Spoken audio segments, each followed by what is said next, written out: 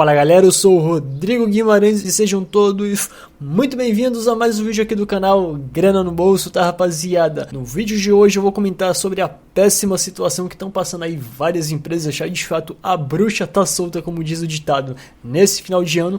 A começar primeiramente pela Mercado Bitcoin, que vai ter que pagar aí cerca de 33 mil aí a dois clientes, devido aí a alguns problemas que dinheiro foi desviado, tá? Os clientes acusam a Mercado Bitcoin de ter desviado esse dinheiro, de ao chegar na conta lá não ter aquela quantia depositada, tá? E, de fato é uma situação muito grave. Eu vou explicar com todos os detalhes o que aconteceu, e a Exchange já tinha perdido em primeira instância e agora perdeu de novo. Vou falar também sobre a Atlas Quantum, que numa reunião antes de ontem apresentou aí um projeto, né, que se chama Projeto Fênix, que seria ali a recuperação da empresa, mas dentre uma das características desse projeto estaria ali a reestruturação total da empresa de 3 a 7 anos. E claro, além disso, as pessoas antigas seriam pagas com pessoas novas e sabemos o nome disso, né?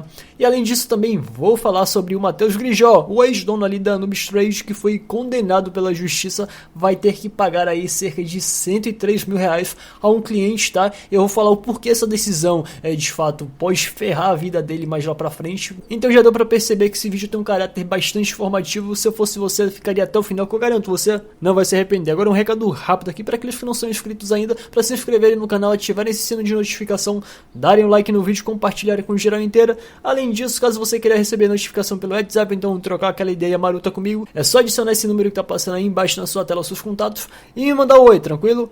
Recado dado. Agora vamos comentar primeiramente em relação ao mercado do Bitcoin, né? O que aconteceu? Porque alguns clientes, mais precisamente 2 clientes, alegaram que a empresa teria sumido com seus saldos, já que depositou uma certa quantia, foi acessar lá a conta e não tinha determinados valores. Isso de fato é gravíssimo, tá? E ao começar aqui a ler a notícia, a pessoa fica estarrecida. Mas a mercado do Bitcoin, ela se defende, né? Ela alega ali que os clientes também têm culpa, tá? Mas o que foi que aconteceu afinal de contas? A questão é a seguinte: teve um cliente aí que fez aportes ali na mercado Bitcoin e cometeu o erro que eu sempre falo aqui. Exchange não é carteira, Exchange não é carteira. Você deve colocar ali valores, quando você quiser armazenar criptomoedas, você armazena numa carteira adequada para ela, não em Exchange. Exchange é só para negociar, tá?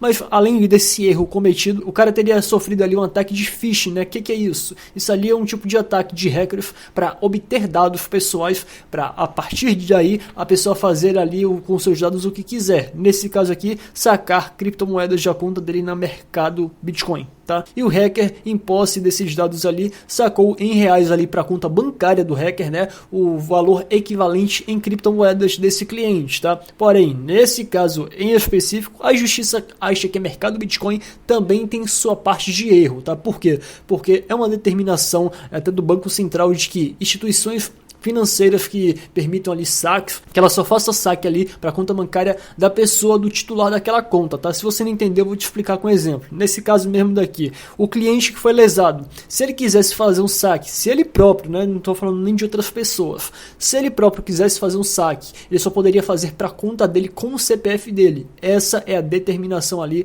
do Banco Central para instituições financeiras. E o mercado Bitcoin, meio que burlando essa regra, permitiu que um saque tenha sido realizado para a conta bancária de outra pessoa, com o CPF da outra pessoa. Então, sob o olhar da justiça, a mercado Bitcoin também teria falhado nesse quesito de segurança. Mas, de fato, nesse caso também, o cliente teve lá a sua contribuição. Afinal, a responsabilidade ali por ataque de phishing, isso aí é responsabilidade do cliente, tá? Mas, enfim, não teve conversa, mercado Bitcoin perdeu a primeira ação, apelou, perdeu de novo e fala que vai apelar, até porque essa é a única medida cabida à empresa, afinal, ela não pode deixar de cumprir determinação judicial. Mas olha só, o cliente também foi meio que malandrão, tá? Não tô dizendo aqui que o cara é errado, que não tem que processar não, tá? Eu só falo o seguinte: o cara, na minha visão, sob meu ponto de vista, ele extrapolou um pouco, porque além do valor perdido, que foi cerca ali de mais ou menos 30 mil reais, na verdade teriam sido 40 mil, só que por meio ali de um tipo de conciliação do Procon, o mercado Bitcoin aceitou ali pagar 10 mil apenas e ficou ali 30 mil restantes. Mas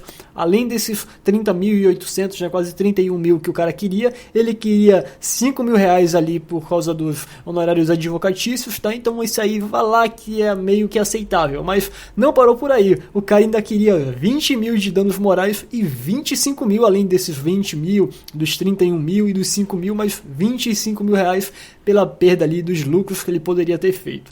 Olha, não, sinceramente, tá? O cara também extrapolou, tá? Porém, o juiz foi lá e deferiu apenas metade do valor da indenização pedida por ele e metade do valor perdido, porque ele considerou também que o cliente tivesse culpa ali nesse tipo de erro e não considerou ali a questão dos honorários advocatícios e também a questão ali dos lucros a serem auferidos, totalizando cerca de R$ 27.400, tá, rapaziada? Mas isso em relação a esse cliente. Teve outra cliente aí que processou a exchange falando que ela teria perdido valores porque um funcionário da corretora teria alterado ali o endereço. Para quem não conhece, para quem nunca fez a transação, tá começando agora a estudar sobre criptomoedas, existe um grande endereço, né, que contém letras e números dentre os caracteres, que é chamado endereço público para você receber quantias em criptomoedas.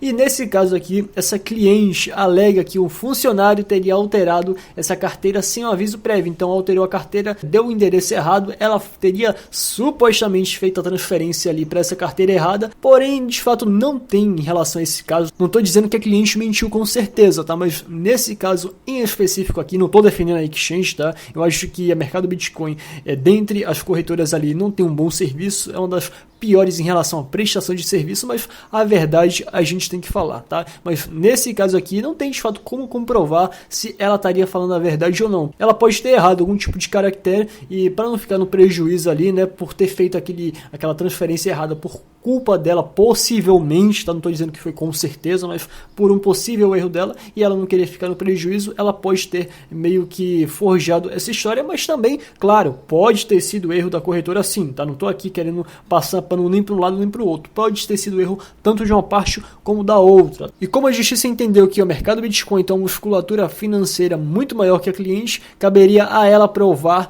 que, no caso, a corretora, não a cliente, provar de fato que esses Bitcoins ali não teriam sido perdidos por culpa da exchange. E como nesse caso aí é quase impossível, melhor, é impossível, caso a exchange, a corretora, não tenha ali posse daqueles Bitcoins, provar aquilo, a exchange acabou saindo perdendo aí em relação a essa ação e vai ter que pagar para essa cliente mais cerca de R$ 5.300, totalizando ali mais de 33 mil reais, tá? Mas vamos falar também sobre a Atlas Quantum ali, que foi proibida pela CVM de captar novos clientes, agora continua ali com a empreitada de conseguir mais pessoas até para pagar ali os clientes antigos, e esse tipo de prática tem nome, tá? Em português castiço, isso quer dizer pirâmide financeira, tá? Se somente ficar nesse modelo, se não apresentar nenhum tipo de produto, se ficar somente nessa captação de novos clientes, com o recurso dos clientes novos para pagar os antigos, isso aí é pirâmide financeira sim. Houve uma negociação, uma reunião durante o dia de anteontem, né?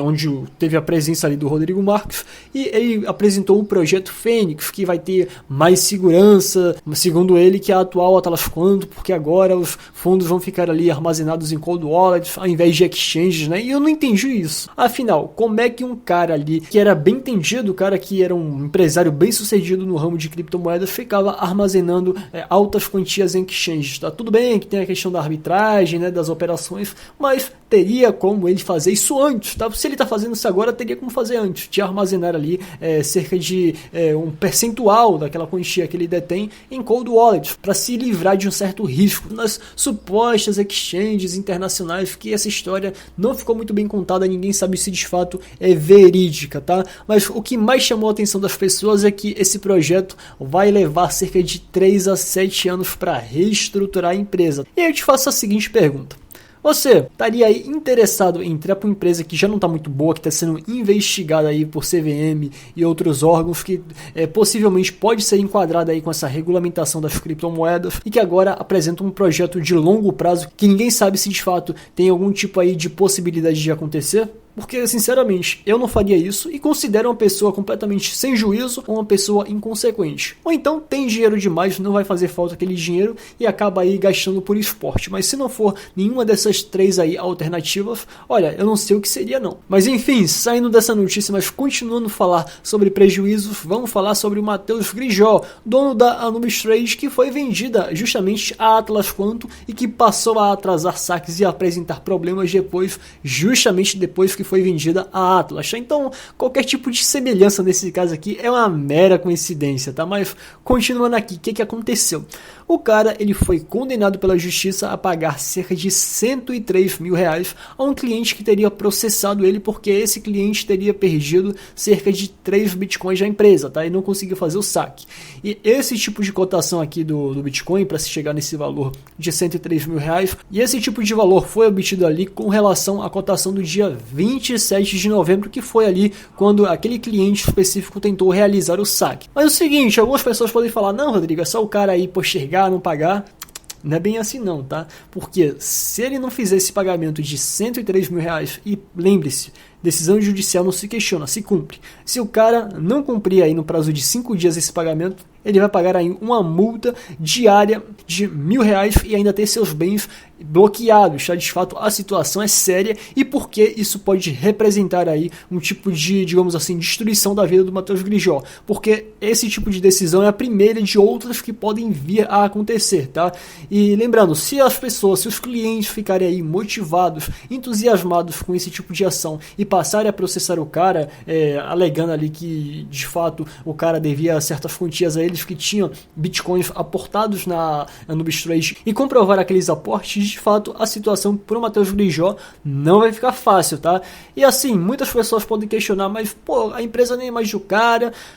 Não é bem assim que funciona, tá? Segundo a legislação brasileira, tá? Não que eu concorde ou que eu seja contra, só tô aqui passando para vocês, mas segundo a legislação brasileira, a pessoa tem a responsabilidade solidária, né? O dono da empresa tem a responsabilidade solidária até 2 anos após a venda daquela empresa, tá? Então, se a empresa der prejuízo a alguém, o ex-dono também responde, tá? E essas são as informações atualizadas que temos até o presente momento, tá, galera? Mas qualquer tipo de informação nova que surgiu, eu estarei passando aqui para vocês, tá? Por isso é muito importante vocês se manterem aqui atentos ao canal, tá? Qualquer vídeo novo que eu postar, vocês assistam, porque qualquer tipo de informação nova eu estarei trazendo aqui para vocês, beleza? Mas por hoje é só e nos vemos na próxima.